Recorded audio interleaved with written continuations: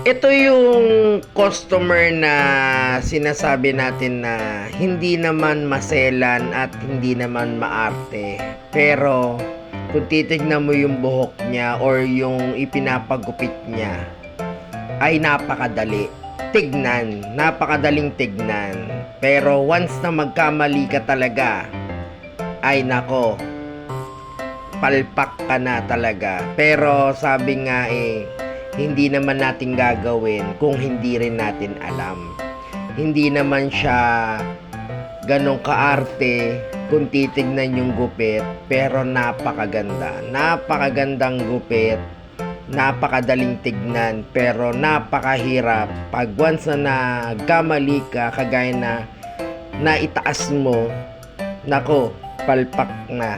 Pero sabi nga pag itong gupit na to ay nagawa mo talaga, di goods, maganda, di ba?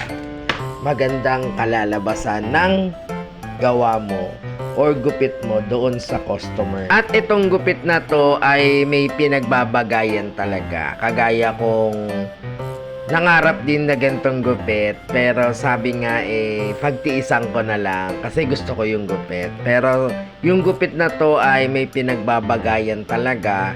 Depende na rin sa itsura ha. Pero sa kanya, na totoo lang, talagang customer ko na siya at matagal ko na siyang customer. Humaba na lang talaga ang buhok niya. Sa akin na lang talaga siya nagpapagupit.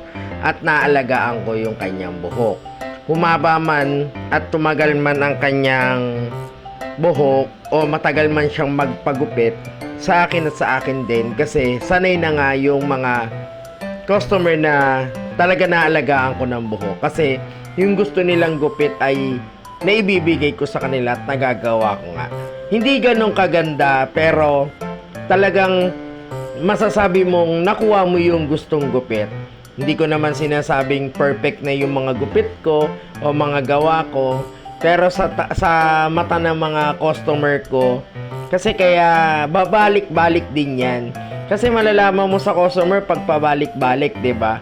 Hindi naman sinasabing no choice lang sila. Hindi pa pwedeng ganon kasi maraming pagupitan talaga. Kaya yan nga yung sinasabi ko na para tumagal sa inyo yung customer, ayusin natin. Hindi man ganun kaganda, pero naayos naman natin, di ba? Kaya yun lang ang payo ni Kagonteng ninyo, na kailangan sundin natin yung gusto nilang gupit. Minsan magbigay tayo ng suggestion kung gugustuhin din nila. Yun nga yung sabi nga na pag gusto ng customer, kahit anong sabihin ng mga basher o mga taong hindi naman nagkakaroon ng o hindi naman nila gusto yung gupit, wala silang magagawa kasi yung customer talaga ang masusunod, hindi kayo, hindi sila, 'di ba?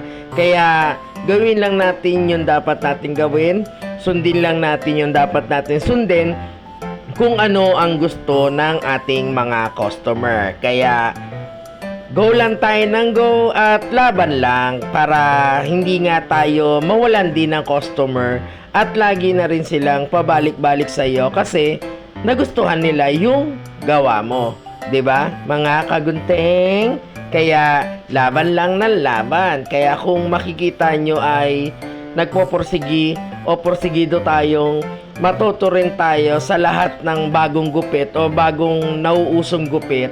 Kaya kung ako sa inyo ay pag-aralan na lang din natin at matuto rin tayong sumunod doon sa mga nagiging customer natin. Kasi halimbawa ako ay nagpapagupit din ako sa iba, minsan hindi rin nasusunod, nawawalan ako ng gana, 'di ba? Kaya kung gusto nyong pabalik-balik ang customer sa inyo, kahit ano man yan, 'di ba? Gawin natin. Kaya ayan na po ang final look, 'di ba?